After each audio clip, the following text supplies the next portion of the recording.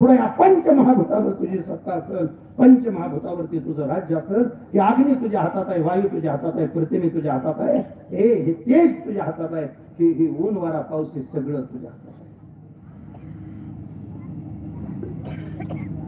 विषय तिथं आलाय म्हणून अजून एक वाक्य बोलतो.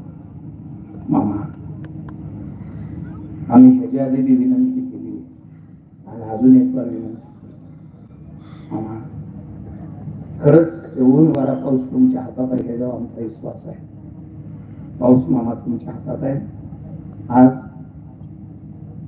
जिथं पाणी आहे तिथं बरं आहे, पण जिथलं पाणी संपून गेलंय ना, लेकरांच्या डोळ्या लेखत उभं पीक जायला लागले.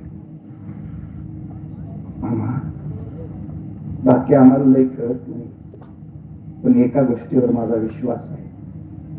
वारकरीत सुद्धा तवाच जगल जेव्हा शेतकरी जगल. आम्हाला एवढंच कळतं, शेतकरी जगला तरच बाकीच्या गोष्टी जगतेल्या, शेतकरी टिकला तरच बाकीच्या गोष्टी टिकतेल्या. नाहीतर किती मोठा साहेब असला, शेतकऱ्यानेच नाही पिकवलं काय खायचं.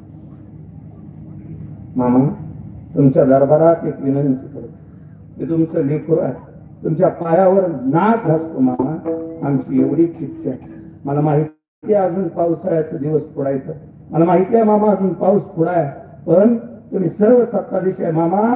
तुम्ही मनात आणल्यावर कुठलीच गोष्ट अपरी राहत नाही.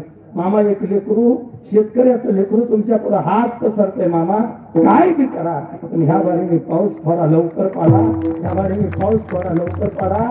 लोकांच्या डोळ्यातलं पाणी निघालं पाहिजे आणि आभाळातलं पाणी पडलं पाहिजे. मामा, तुम्ही सोडून आम्हाला दुसऱ्या कोणाचा आधार नाही, तुम्ही सोडून आता आम्हाला दुसरं कोणी दिसत नाही. महाराज, अशी कित्येक माणसं मामांच्या समोर यायची. त्या पंचमहाभूतावर मामांची सत्ता आहे आणि पंचमहाभूतांवर मामाची सत्ता असताना मामांच्या दर्शनासाठी रांग लागली होती. सगळेजण आपापल्या आयुष्यातली समस्या घेऊन येत होते, सगळेजण आपल्या आयुष्यातल्या अडचणी घेऊन येत होते.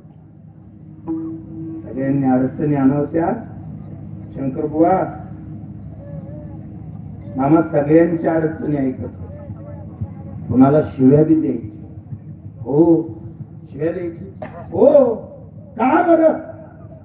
असतानाच रुद्राचा अवतार. बोलो मामा